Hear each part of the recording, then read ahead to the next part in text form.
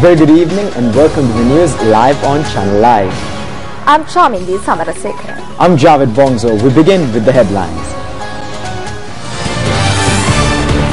The bell tower and the Dolos Mahepahana of Sripada Maduwa vested with the Sasanaya. Special privileges for candidates who do not violate election laws.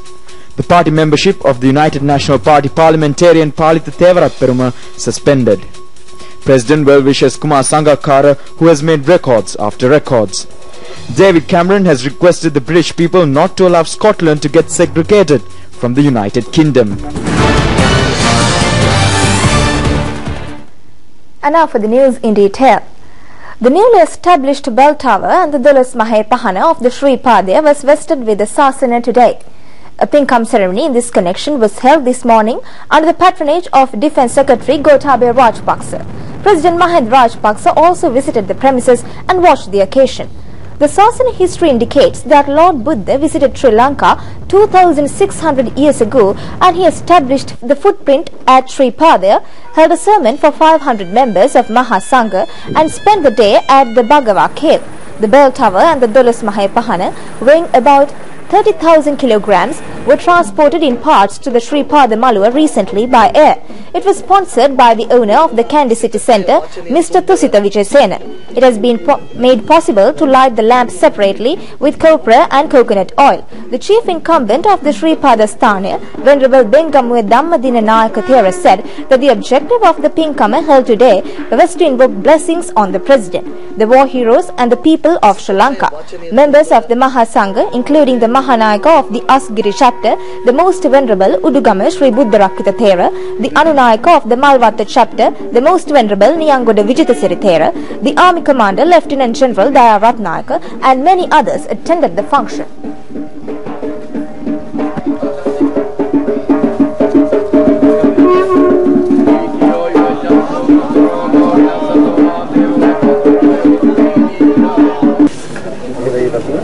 Make him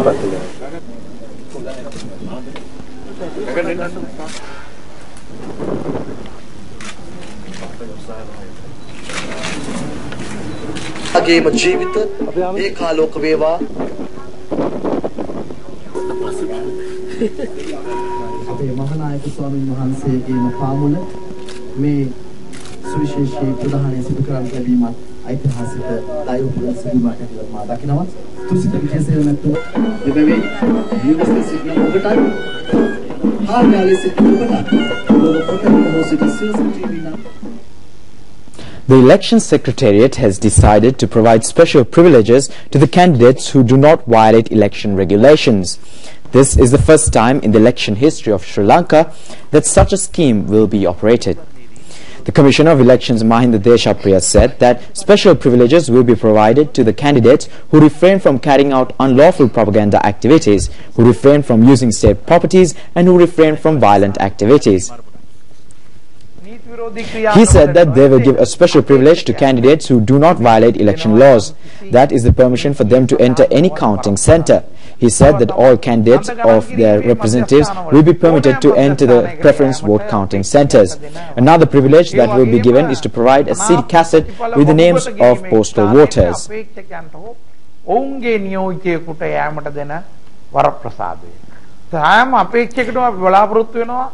තැපැල් ඡන්ද දායකයන්ගේ නාම ලේඛනයක් අඩංගු සංයුක්ත තැටියක් ඒ ලබා දෙන්නේ නීති ගරුකව හැසිරෙන අයට ලැබෙන වරම්. The nomination papers are now being prepared in accordance with the single alphabetical order. These nominations will be forwarded to the Election Secretariat by the district election officers within the next 2 days.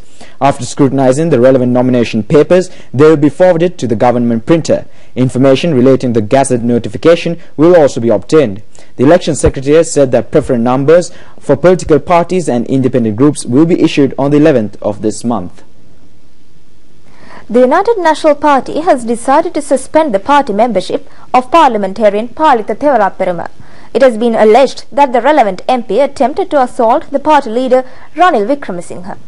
Parliamentarians John Amaratunga and Ranjan Ramanayaka have complained to the General Secretary of the United National Party about the misbehaviour of parliamentarian Thevaraperuma in the Parliament recently. Accordingly, his party membership has been suspended and disciplinary inquiry has been started. However, parliamentarian Thevaraperuma stated that the Leadership Council of the UNP is a body without any use.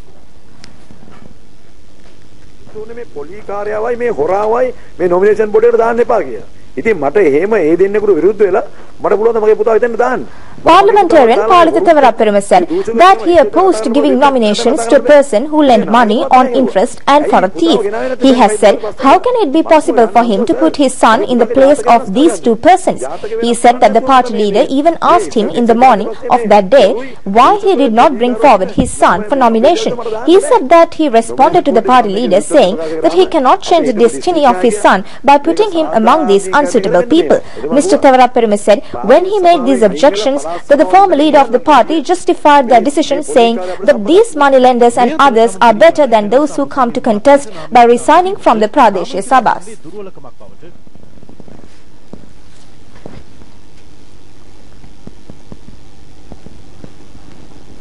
Meanwhile, the mayor of Colombo, AJ Muzammil, has accused the United National Party for failing to give nominations to his wife, Feroza Muzammil, and he has said that it is a weakness of the nomination board. Mrs. Feroza Muzammil resigned from the United National Party Executive Committee membership yesterday.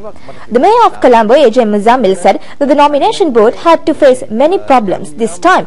He said that he did not get any invitation from the nomination board even to give them advice, despite he is working with the people of 5 electorates and 1 multi-member electorate of the Colombo district. He said that certain people had dislike on certain applicants. He said that giving nominations based on the personal like and dislike of members of the nomination board is a great inefficiency. Meanwhile, due to the crisis that took place in respect of the nomination board recently, parliamentarian Ravi Karunanayake also resigned from the nomination board.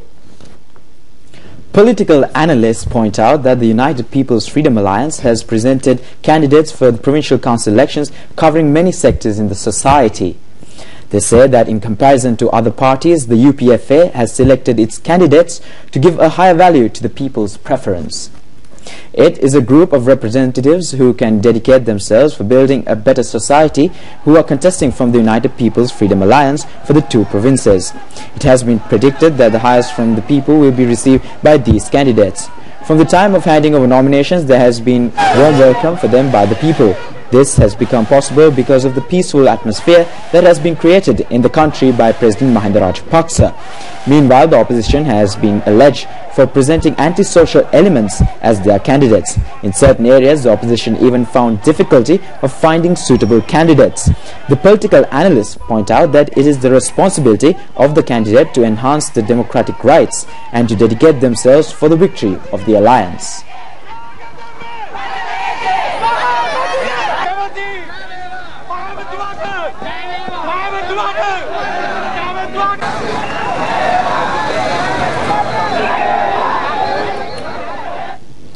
Political parties and the candidates who contest the forthcoming Western and Southern Provincial Council elections have started their propaganda activities.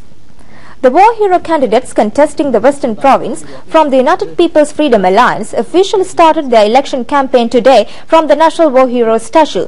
The chairperson of the Ranaviru Seva Authority, Mrs. Padma Vayathava, Chief Organizer Major General M.R.W. de Zoisa and several others attended the occasion. A function to open the party office and a propaganda rally of Colombo District UPFA candidate Manjula Buddhadasa was held at the Palamthuna Junction in Palavatta yesterday. Minister Susil Premchanda also attended this occasion.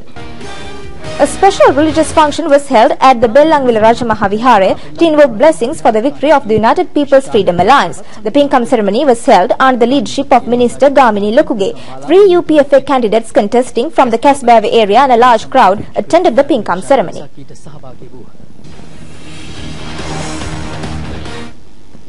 Minister Johnston Fernando said that the government does not revise the prices of essential items targeting elections. He said that price revisions to essential items are made in a manner that does not cause an injustice to the local producers and consumers. The minister made these comments in response to a question raised in Parliament today by the acting opposition leader John Amarathunga. Acting opposition leader John Amarathunga said that the question is whether the government will immediately revoke the tax act relating to milk powder. Minister Johnston Fernando asked who imposed taxes Only permission was given to increase the prices. The minister said that if the taxes were reduced, the local milk producer will have to come to the streets. They will throw their milk on the streets. The minister said that the United National Party has no moral right to speak about taxes. He pointed out that the United National Party government imposed a tax of 21% in the year 2004. At that time, there were no local milk producers. However, they did not import even a single milk cow. This government has imported 2,000 to 2,500 milk cows. The milk production has been increased from 160 million litres to 320 million litres. The minister said that Mrs. Rosie Senanayake has said the government is doing a wrong thing by imposing a tax on milk powder. However, it was Rosie Senanayake who represented that particular milk food company in the past, and it is her who promoted milk powder consumption in this country. He said when the word milk powder is mentioned, it is Mrs. Rosie Senanayake who comes to mind. Mr. John Namaratunga said that the prices of milk powder has been increased and the tax levied on dal has been reduced. Mr. Johnson Fernando said that everyone in this country is dal and decision was taken because of that. Mr. John Namaratunga said that a new tax has been imposed on potatoes as well. Minister Johnson Fernando, in response to Mr. Namaratunga, said that the price of local potatoes came down by 60 to 70 rupees per kilo, which greatly affected the farmers, and it is essential to protect the farmers. Therefore, the government decided to increase the tax by 15 rupees. The minister said that he found Mr. Harshadi Silva said that prices of dal has been reduced because of the elections. If it is so, why taxes on potatoes have been increased? The minister emphasized that this is not the government that increased or decreased the prices essential of items to face elections. He said that he is making this statement with responsibility. The minister pointed out that it was not the policy adopted by United National Party government that has been adopted by this government. The United Nations informed that if it is not approved by the member committees of the United Nations, war crime investigations against Sri Lanka cannot be carried out. The UN Secretary General's spokesman has told a media conference that a decision in this connection should be taken by the member countries of the United Nations. With the advent of the Geneva Human Rights Council sessions, the planned propaganda targeting Sri Lanka has gradually aggravated. At a media conference attended by the UN Secretary General's media spokesman Farhan Haq, a question was raised about starting a war crime investigation against Sri Lanka. He said that without the approval of member countries, such a possibility does not exist. Meanwhile, a non-governmental organization named PIAC, centered in Australia, has revealed details of an investigation carried out about Sri Lanka. This plan report's objective is to make war crime allegations only for the Sri Lankan security forces.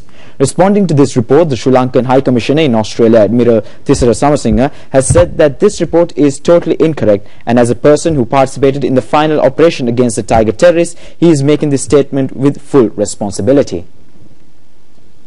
The Western Province has a land area of 3,709 square kilometers, and the districts of Colombo, Gampaha and Kalutara are situated in this province.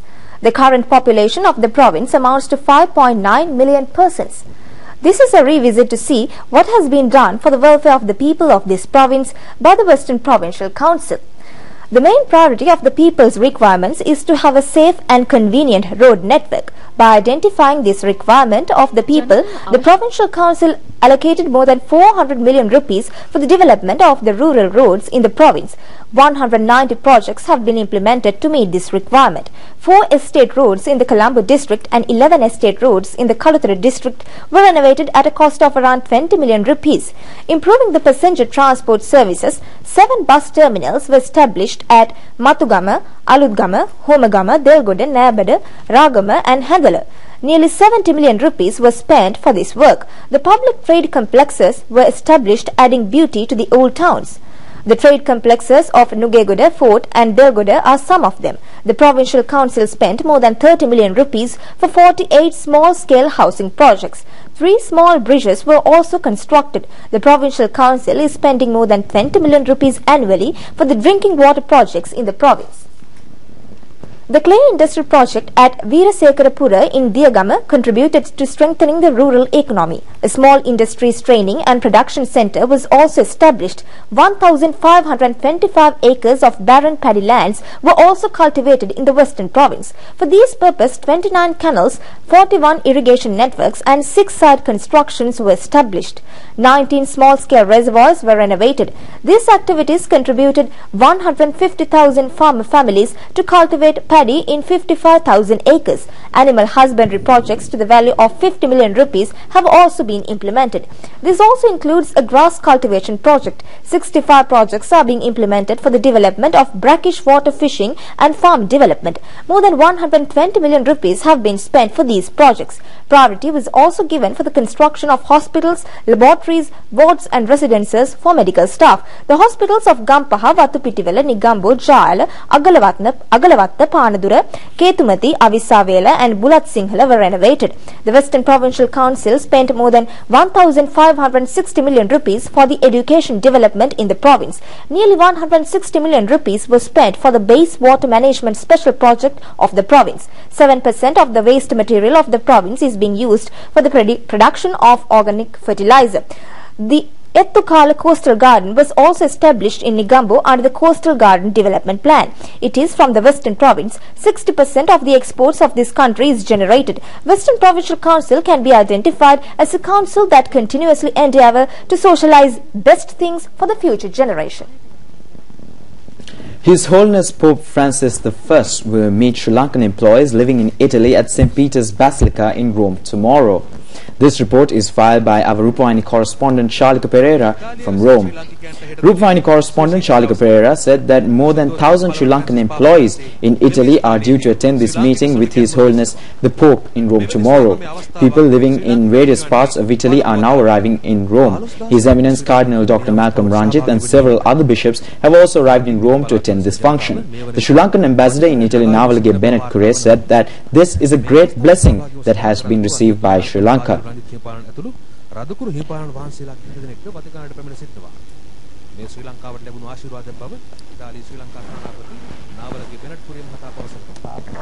The Sri Lankan ambassador in Italy, Navalage Bennett Kure, said that the blessings of His Holiness Pope will be a great strength for the Sri Lankan Catholics in Italy, Sri Lankan Catholics in Sri Lanka, to the President, to the government and to all people in Sri Lanka.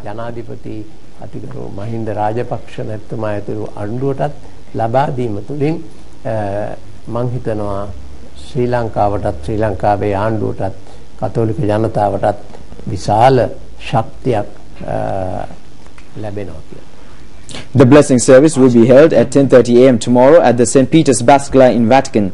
At 12 noon, blessings will be invoked for Sri Lankans in Italy and for the people of Sri Lanka.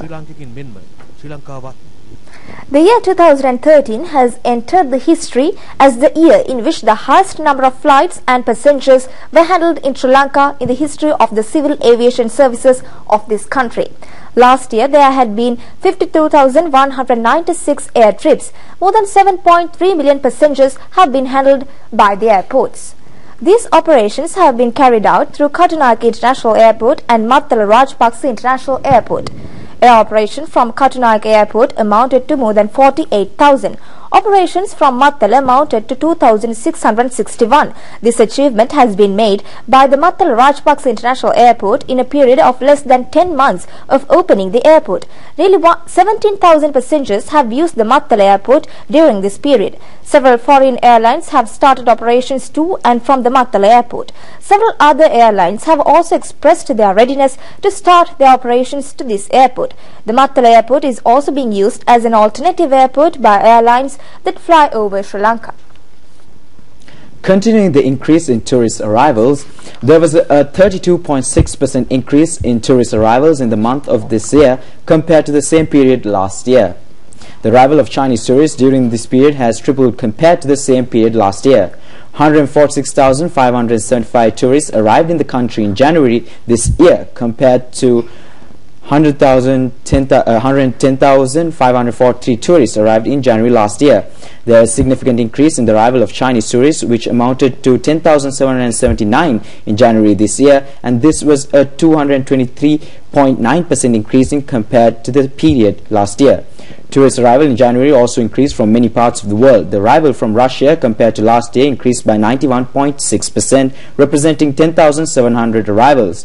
Arrivals from North America increased by 22.4%, from the United States by 31.5%, from Canada by 12.7%, and from Western Europe by 17.9%. The International Women's Conference has started in the Indian city of Bangalore. The inaugural function was held under the leadership of the First Lady, Madam Sriranthi Rajapaksa. The objective of the conference, which will be held until the 9th of this month, is to build a society nourished with spiritual qualities.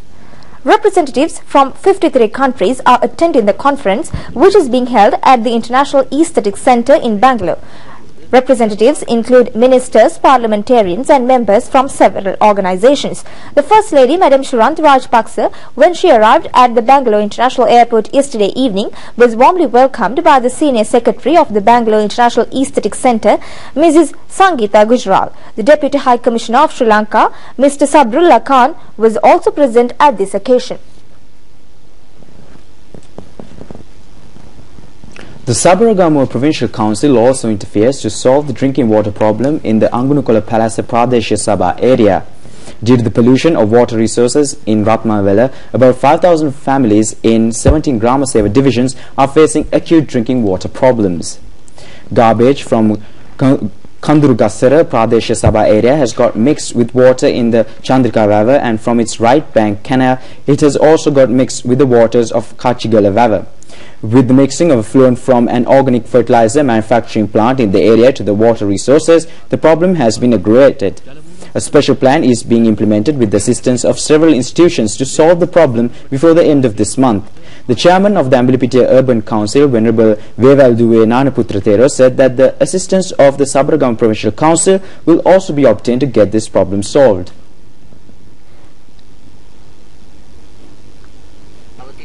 The chairman of the Ambalipitiya Urban Council, Venerable Vevalduwe Nanaputratero, said that since 10th of last month, the dumping of garbage, as it was done earlier, has been stopped. He said that suitable locations will be found to dump the garbage and avoid this water pollution problem. Ratnapura District Parliamentarian Sani Rohana said that the people are complaining about environmental damage and suitable solutions will be found to solve this problem with the assistance of the Chief Minister of Sabaragamuwa Province, Mahipala Herath, and he has provided necessary allocations as the local government ministers of the province.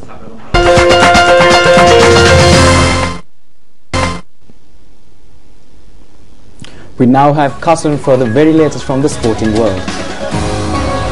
Thank you very much. Today, Kumar Sangakkara became the third cricketer to score the highest number of runs in a test match.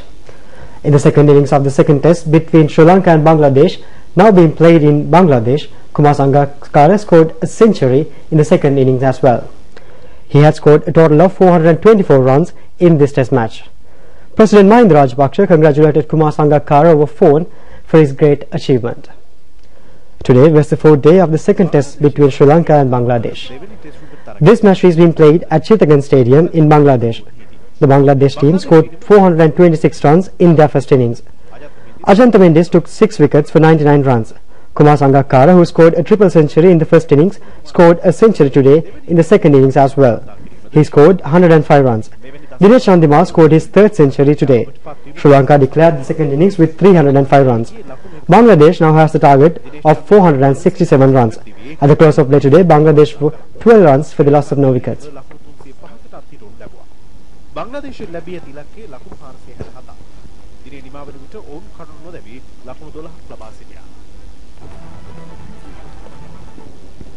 The national weightlifting tournament started today at the YMCA Hall in Kandy. Birudu Abesekar of Polonnaru Weightlifting Association created the new Sri Lankan record by lifting a weight of 76 kilograms under clean and jerk system in the 44 kilogram row.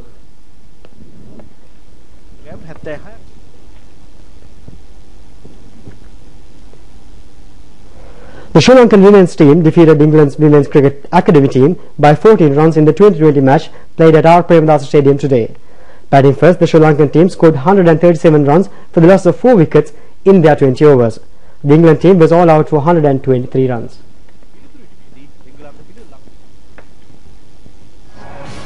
Well, that's it for tonight's news. Do watch us tomorrow at the very same time. Good night. Good night.